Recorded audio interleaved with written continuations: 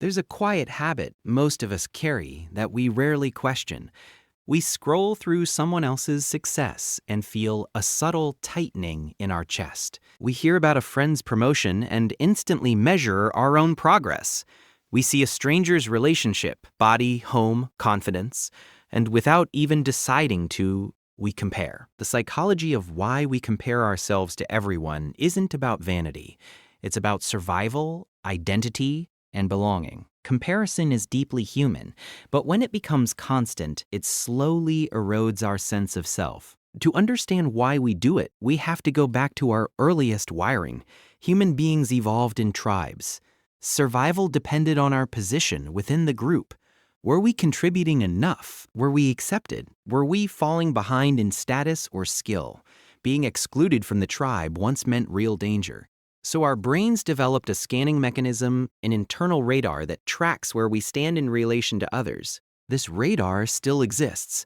It activates automatically.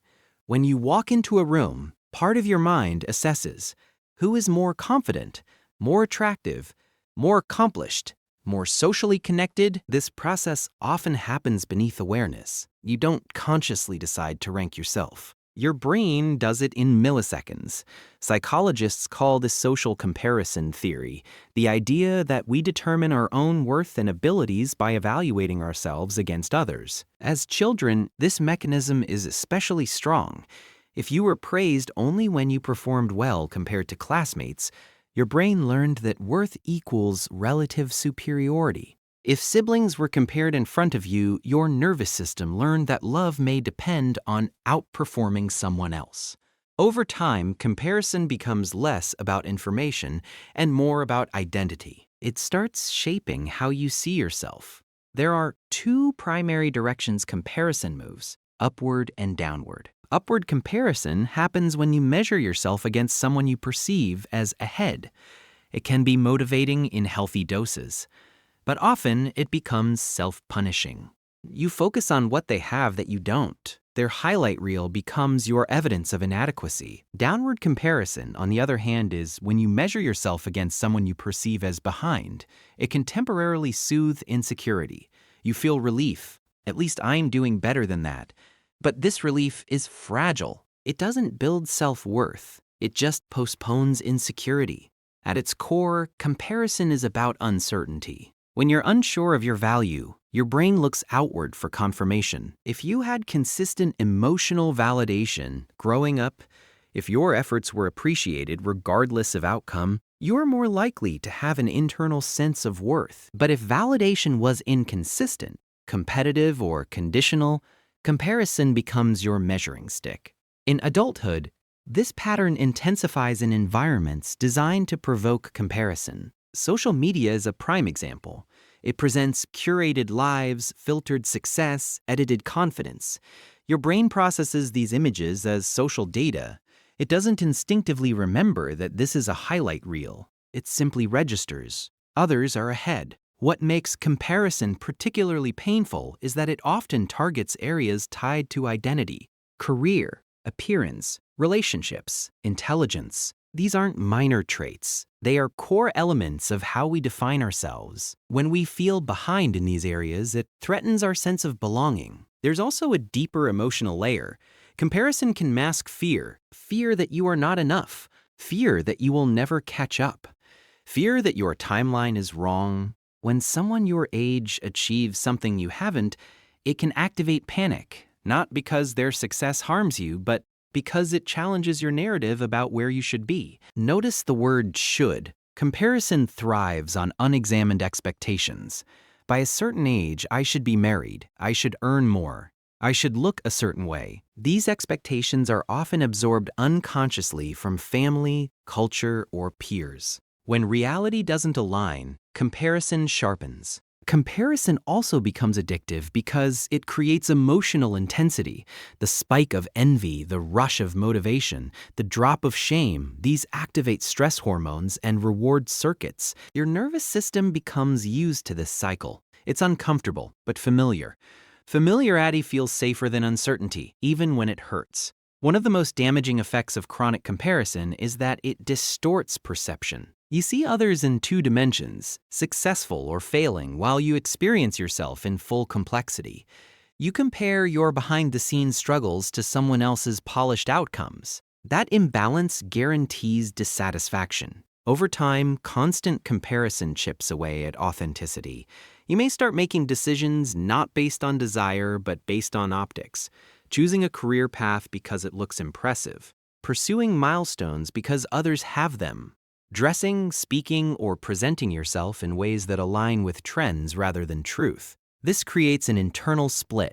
Outwardly, you may look accomplished. Inwardly, you may feel disconnected because the life you're building isn't rooted in self-understanding. It's rooted in reaction. Comparison also quietly affects relationships. It can turn friends into competitors. Instead of celebrating their wins, you feel threatened.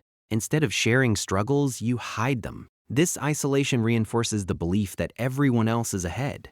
But here's something crucial. Comparison itself is not the enemy. It's information. It reveals what you value. If you feel envy toward someone's creative career, that envy may be pointing to a suppressed desire. If you compare yourself to someone's emotional stability, it may signal a longing for inner peace. The problem isn't the initial comparison, it's the interpretation. Instead of asking, "What does this say about my worth?" you can ask, "What does this reveal about what I want?" There's a powerful shift that happens when you move from self-judgment to curiosity. Envy becomes data. Insecurity becomes insight. You begin to see comparison not as proof of inadequacy, but as a mirror reflecting unmet needs or unexplored aspirations. Another important layer is self-concept clarity. When you have a stable understanding of who you are, your values, strengths, limits, comparison loses intensity. You're less likely to feel destabilized by someone else's path because you're anchored in your own. Developing this clarity requires slowing down, asking difficult questions. What actually matters to me? What kind of life feels meaningful? If no one were watching, what would I pursue? These questions separate inherited expectations from authentic desire. There's also an emotional practice involved. Self-compassion. When you notice yourself comparing, instead of shaming yourself for it, acknowledge it gently. Of course I am comparing. My brain is wired for this. Then add kindness. But my worth isn't determined by someone else's timeline. Self-compassion reduces the threat response. When you treat yourself with understanding rather than criticism, your nervous system relaxes. You're less reactive, more reflective. It's also helpful to recognize that growth isn't linear. Life unfolds in seasons. Someone may excel in career early and struggle in relationships later. Another may build emotional depth while financial success comes slowly. You rarely see the full arc of someone else's journey. You see fragments. The mind loves ranking because ranking feels concrete. It simplifies complexity. But human lives are multidimensional. Success in one area does not equal fulfillment in all. If comparison has become constant in your life, consider creating intentional boundaries. Limit exposure to triggers. Curate your environment. Surround yourself with conversations that prioritize authenticity over performance. Pay attention to how certain spaces make you feel expanded or diminished. Most importantly, remember that comparison often arises when you've drifted away from your own internal compass.